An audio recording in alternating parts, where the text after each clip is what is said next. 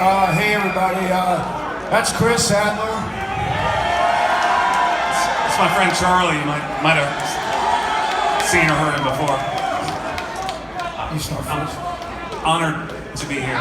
Thank you all for coming. I've got a million Vinnie stories, as a lot of us do. I won't burden you with all of them, which are all amazing, but there's one I thought might be special to you. I was in Richmond, Virginia, where I live. Hell yeah, came to town. Hell yeah. And Vinnie called me, he said, "What are you doing?" And I said, sleeping. He said, "You better get your ass down here." So came to the show, he got me in one of these private suites, hooked it up, and then after the show, said, you gotta come back to the bus. And I know how it goes, you need half an hour, 45 minutes, take a shower, talk to the guys about the show, whatever we might be able to do different, better, whatever. So 45 minutes later, I knock on the bus. "Oh, hell yeah, come on up." I go up on the bus, and here's Vinnie, and inside a bus, if you haven't been in one, it's typically a long couch in the front lounge, 2 tables. And here's Vinnie Paul laying down on the couch in his underwear and his cowboy hat, watching on VHS a repeat of the 1978 Dallas Cowboys Super Bowl.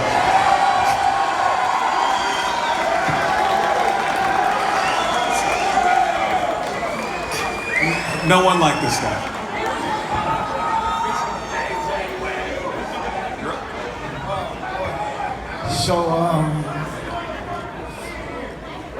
So I've known Vinnie and Daryl since 1985. First time we ever came to Texas, we played a place called Cardi's. Does everybody know that place?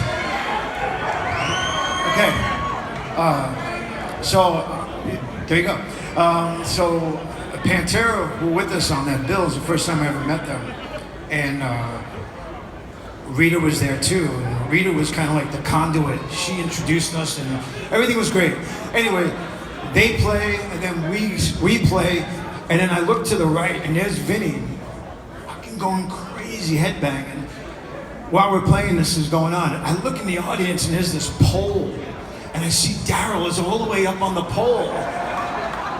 And he's fucking headbanging and he's fucking going nuts. And I'm like, these guys are the real deal. Let's fast forward a couple of years later. Every time we would come to Dallas, they would come to the show, we'd have a great time and everything like that. And I remember thinking, these guys are coming to take over this town. And that's what they did. Pantera came, they're from Dallas, they took over the town and it's still their town. Anyway, I love you guys, I love the brothers, I love the family, I love everybody. Treat each other good and go to your next story. Vinnie, man.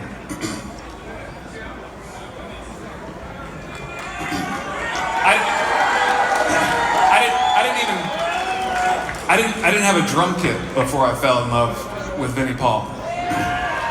And Jose was up here earlier doing a much better job than I am, because you really should never give a microphone to a drummer. But this guy, he was my mentor. He was my idol.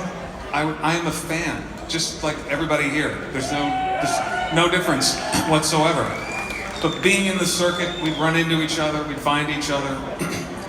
And of course, I try to find him, like, "Hey, can you sign my Cowboys from Hell album?" But then it turned around and he would come to find me. And after he would come, this is Damage Plan, Hell Yeah era. After he came to find me, he then asked me if my brother was around. And he would either go or send somebody to go get my brother. And he'd make us all hug. That was the guy he was. And he never, I've been really fortunate to meet a lot of my idols. No one compares to Vinnie Paul.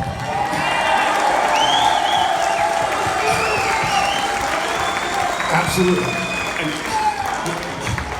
I got a call from Charlie the other night letting me know the sad news.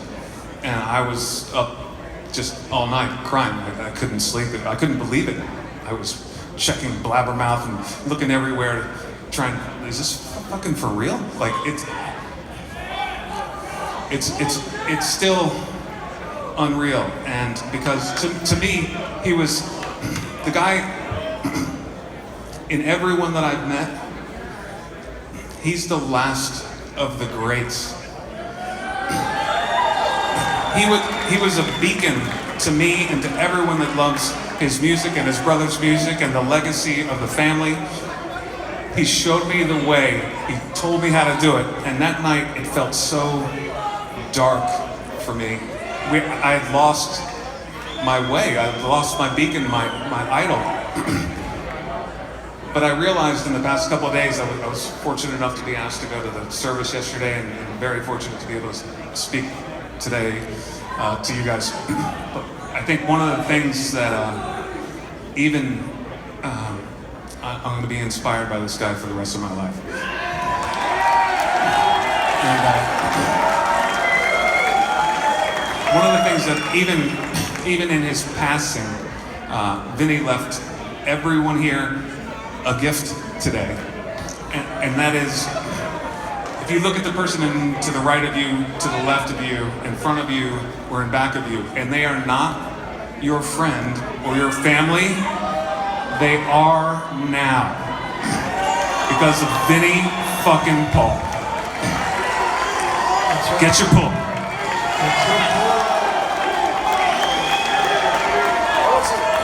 I want to say one more thing. One thing that a lot of people may not know about Vinnie is that I always said that he was the glue. He was the glue in Pantera. He kept that thing moving. It was because of him that those records sounded the way they did. That fucking aggressive sound is all because of him and his knowledge. And I'm just gonna leave you with one more funny story. I was staying up at Vinnie's house, and we were drinking, and you know, Vinnie had this hot dog machine on his counter, but there were all these crusty hot dogs in there. I'm like, he's like, don't eat that. So anyway, Vinnie had this golf cart, and it was late, and he's like, come on, let's go down to Rex's house. And Rex used to live down the hill. We get in the golf cart, we go riding really fast down to Rex's house, and it fucking ruins all of his flowers in his front yard. He's like, fuck it, it's just Rex, who cares? Next morning, Rex is like, why the fuck did you have to pick my house?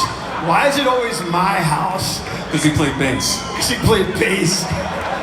Anyway, Vinnie loves you, and he wants you to love each other.